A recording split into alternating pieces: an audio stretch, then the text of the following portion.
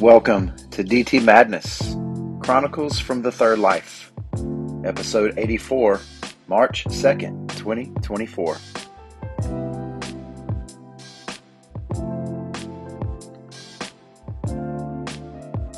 So glad you could make it.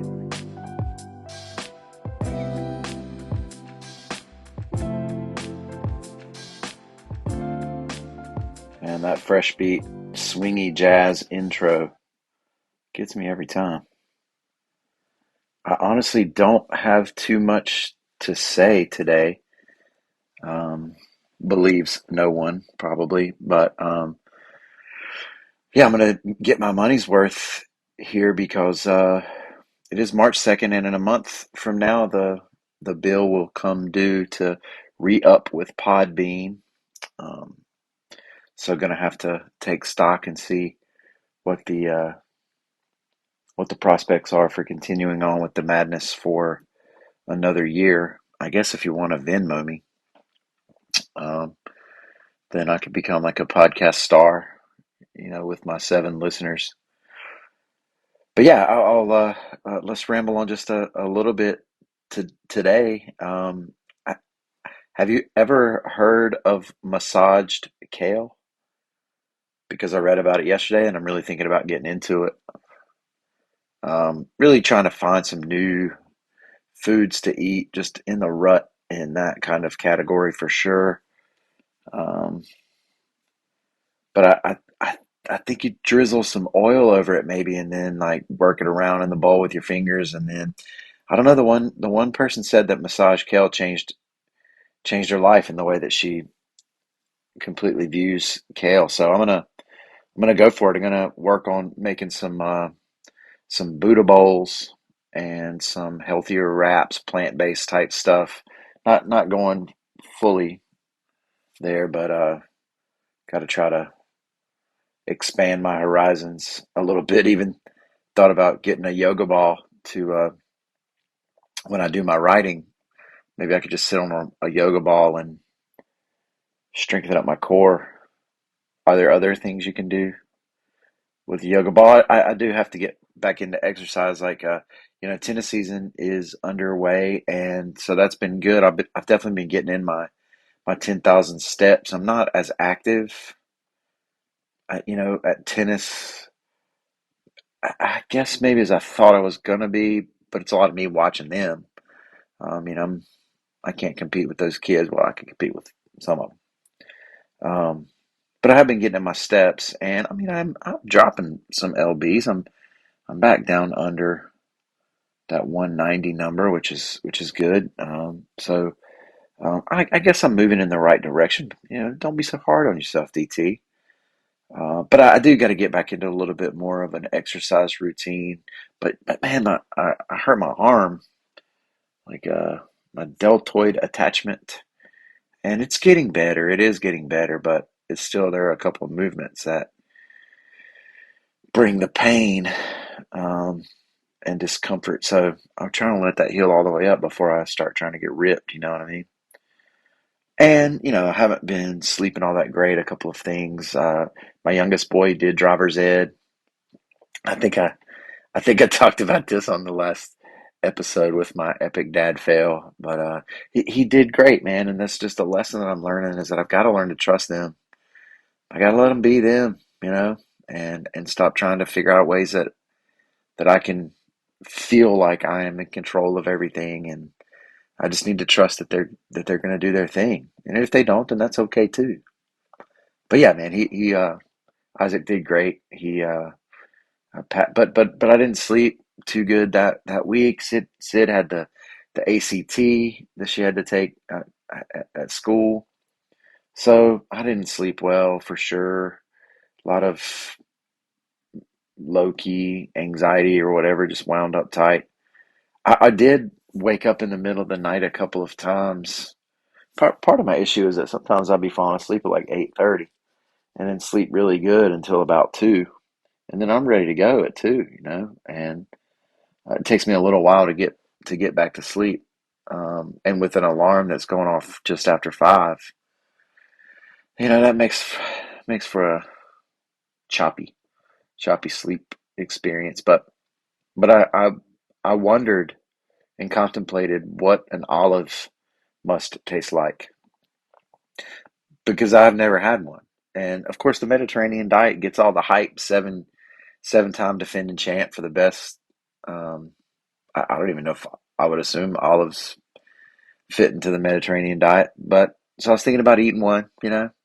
Eating some, maybe getting into olives a little bit. Found out they had some great qualities. If you eat the olives, then they have great qualities, unless you read that other website, and then it gives you the things that it's supposed to protect against. And this is the world of information in which we live. But I did have a really good couple hours of thinking about what an olive must taste like, and so I don't know what you think about in the middle of the night. I'm really just looking for some increased energy. Been in the low energy cycle here for the last little bit with the not sleeping and the not exercising, and I mean it's just dark and rainy, and going to school in the morning. It's brighter now, and so that's good. The days are getting longer, and not this weekend, but next weekend is one of my favorite holidays, and which is time change. We spring forward, and I, that's amazing because then it's going to be, light by 7:30, maybe even 8. It'll still be light, and I'm here for that. The temperatures are warming up a little bit. It's just been raining, like man, it's just been raining. But I'm ready to get outside and for all that, and I did come down with the sickness, and nothing too terrible. Although I'm 46 years old and I had the pink eye, man, and I try to just say it was the cold that I had that got into my eye. I don't know if that's a different thing, but I haven't really been sick for a pretty good while, and so that one set me back a little bit. I did miss a day, but really that was just because I had to get brakes for the car, and it seemed like a good time to take a whole day off. Um, but it took me a couple of days, and I know that a lot of y'all are out there feeling low. So sorry if you uh, haven't been feeling too good. Hope you can lay around, take some time, and hope you get to feeling better by this weekend. We made it. We made it to March. But anyway, enough about my health. I did get the new MacBook. I'm using it right now. The new 15-inch. I didn't know it was going to be this big. Um, yeah, I'm thinking about the Office right now, but it is. It's really nice, and this will be one that either I will continue to use for my own writing if that happens, or potentially send this one with Sydney to college. That's kind of the idea here, and but I'm using it now, and I got it. That it came in that day I was off sick with the pink eye and the cold nasty, and I got it all set up, but I wasn't really feeling much writing or exploring that day, and I guess I set it up and set a password on the thing, and then yesterday or the day before I couldn't remember the password, and it was, I'm definitely an old guy, and so I'm like, continue to try to put another password in, even though it tells me your account is locked for the next 15 minutes. And I did it all the way up till I was locked out for 3 hours. But I couldn't remember the password, and I didn't know what the recovery key was and all that kind of stuff. And so I had to chat with the Apple people and had to erase the whole disk and reinstall Mac Sonoma or whatever it is on this one, which was fine. I hadn't saved anything or anything like that. So it wasn't a huge deal, but it was quite the hassle. Um, but anyway, here I am and ready to go. And I read. I've been a reading machine. I think I'm 8 or 9 books into 2024. No big deal. I'm not bragging here. Just had the space to be able to knock those books out, and I've been on a pretty strong fiction kick as well. But um, I don't remember which book it was in, but that it said words are creators of worlds, and I do like that. And I just got some new books in yesterday. In fact, I ordered 3 at a time this time, and I got the new Kristen, not the new Kristen Hanna book. I read the new Kristen Hanna book called The Women, which is just phenomenal, just absolutely phenomenal. And I hope this next one, The Nightingale, which I went ahead and decided I would take on next. I read a couple chapters yesterday, and I'm excited. Everybody talks it up, so I'm looking forward to doing that one. I got the Love Songs of W.B. Du Bois by Honoree Jeffers, and it's an open book club, so that one that one should suffice. I would have gotten it earlier, but it wasn't. I thought it was something different, and it isn't. So it is a novel. I'm looking forward to that one, and I got a new the next Ken Follett book that comes in the Kingsbridge series. That'll be so. Those will be my next three that are up. But I love to read. I love education. I've talked about this a million times, but it's the idea of liberal arts, and I knew you was a liberal, but just this idea of freeing your mind. This idea of opening up worlds. I don't know what it's like. I don't know what it's like to be in Vietnam. I don't know what it's like to be a nurse. I don't know what it's like to be a female in Vietnam, and all of that kind of stuff that comes with that context. But when I read Kristen Hanna's The Women, I get to go there as close as I can get, I mean, on these literary journeys. And whatever it is that you're reading, whether it's history, it's philosophy, it's theology, it's these things are opening up different perspectives. Um, and that's what's good, like we don't need a one size fits all. We just just this week, a one of our subs is in. I'll get to teacher shortages in just a second, but one of the long term subs was in, and she's old school, man, and she's telling the kids they've got to dress a certain way, and if they want to get a job in an interview, they need to look clean, these types of things, and at the same time, across the hallway, I was telling my students, my AP seminar students, they were asking what do they have to wear to do their presentations, and can they wear jeans, and can they have holes in them, and I explained to them, and even in the rubric the word is conventions. This is the way that you're supposed to use commas, and this is the way that you're supposed to use sentences, and this is the way that you're supposed to act when you present, and all those things are fine. And that's what the Miss Sub lady was telling the other students, is that they need to follow the conventions. And on the other side of the hall, I'm telling my students to not follow the conventions. And both of those ideas are good, and we should have both of those ideas in our minds, and then be able to weigh them and figure out when one applies and when one doesn't apply. And that's what education is being able to think. Okay, getting ahead of myself. But that's why I love to read so much, because it opens up these worlds to me. And it's not just reading, although that's my primary way. I'm not a big movie guy, but I do intend to go see Dune 2, probably later this afternoon, early this afternoon. I was gonna go last night, but again, the old man in me, I did not want to miss Jeopardy. It's Turning to the Champions, man. I gotta check it out. So Jeopardy at 7 is something that we watch on the reg.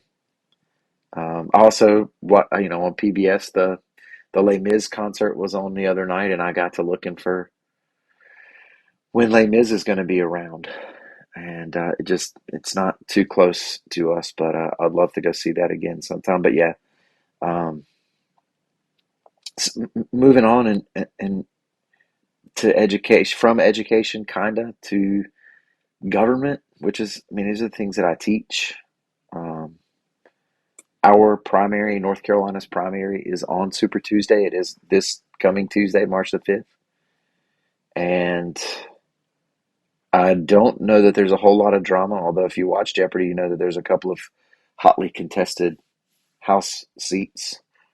In Cleveland County, the work that I've been doing with my students this week is whoever wins in the Republican primary is going to be elected, because it's 2-1.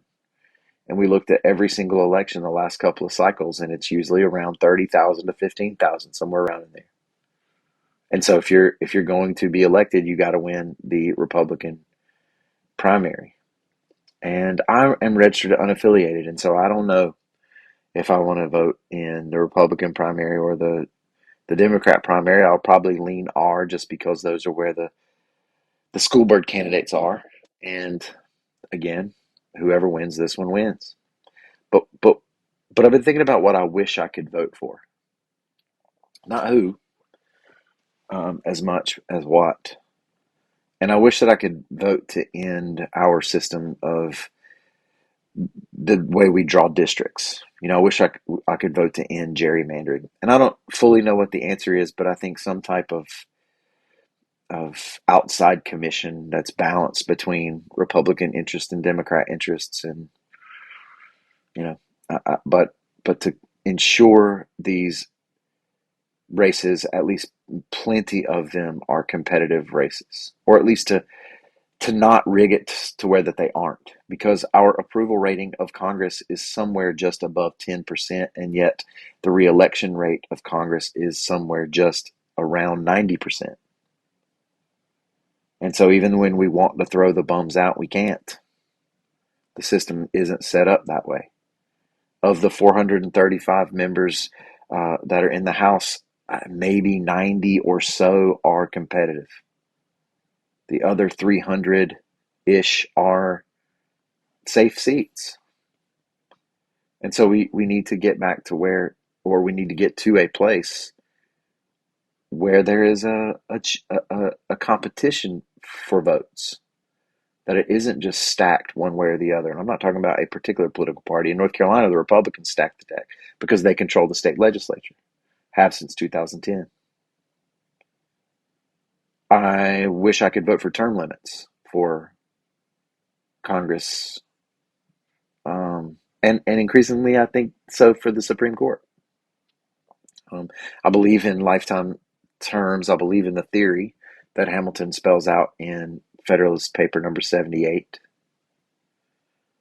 But the life expectancy is just different than when he wrote that.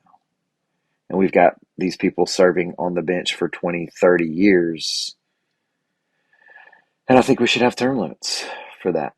I don't think they should be elected, but I do think that they should be. Maybe it's 20 years. Maybe it's 15. I don't know what the number is. Reasonable term limits for the members of the House. Maybe you can serve 12 years. In the Senate, maybe you can serve 18 even. And I would like to think that elections serve that purpose. That if there's somebody good in office, that we can continue to vote for them. And if they're not good, we would vote them out. But take it back to my first thing that I want to vote for. The system's set up to where once you're in, you have a pretty good chance of staying in. I think that I wish that I could vote to increase the number of members of the House of Representatives. It's been at 435 for about 100 years now.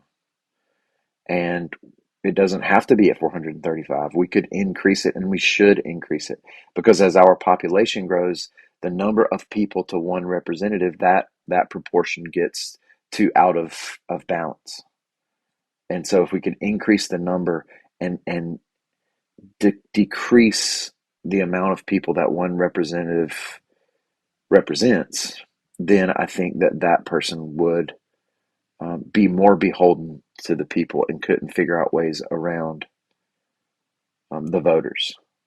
I wish I could vote on a constitutional amendment to end the massive amounts of money that have poured in since um, the Citizens United case in 2010.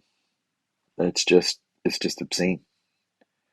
And yeah, I wish I could vote on school board candidates that would prioritize teaching positions, or that at the very least, school board members who actually support public schools. Because I just see it more and more, especially in this state, that the the teacher positions are being cut. Teacher conditions aren't great. North Carolina, I think, maybe in the nation is the leader, but I know that we have record numbers of teachers in public schools that are leaving mid-year, not just not coming back after the year. That's a number that's high too, but leaving mid-year. Um, I'm not. I'm fine. I'm fine. I got my master's degree and I got my national boards in 2007, and at that point, I got a decent raise, a decent bump onto my salary because that was still a thing. Um, but I can't imagine how, especially newer teachers middle of the road teachers manage their finances. The raise I got this past year from the state was like $73 a month. I'm gonna take it. Not complaining. Um, the the the conditions just aren't what they were when I started. I still love it. I'm not leaving.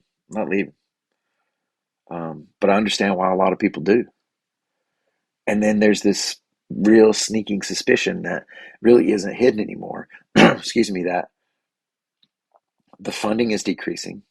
Our state has passed laws that allow that funding to go to private schools now, to pay for scholarships to private schools. The same folks who are mad that student loans are being forgiven want want me to pay for their kids to go to private school. Man, I guess I do sound like a liberal out here today, but I got other opinions. Don't put me in a box. Don't put Nobody puts baby in a corner. But anyway, yeah, I wish I could vote on all that kind of stuff. I wish we could just do a better job of promoting and celebrating what public education is instead of teachers being demonized. Well, you have this Parents' Bill of Rights now, and that's fine. That's fine. It's fine. I had to send home a parent consent letter for us to be able to talk about the First Amendment, which is, come on, man. Like, if you don't trust me, then send the administration in to see what I'm doing. Have the school board come over and sit in my class. That's fine. If you don't trust me, then come and check up on me. And then if you don't think I'm doing a good job, then fire me. Just like any management company. But we've given this Parents' Bill of Rights because the leaders have convinced these parents that the teachers are the bad guys, that the system that they send their kids to every day is evil. But it's these parents whose kids are there. And so by detracting from the reputation of the schools, by setting up these circumstances that send teachers elsewhere, you know, by decreasing funding and cutting positions, even though our numbers are going up, our student population is increasing, but we still face teacher cuts. The the people who are getting hurt are these parents who are being sold this bill of goods that the public schools are bad. No, DT Downer.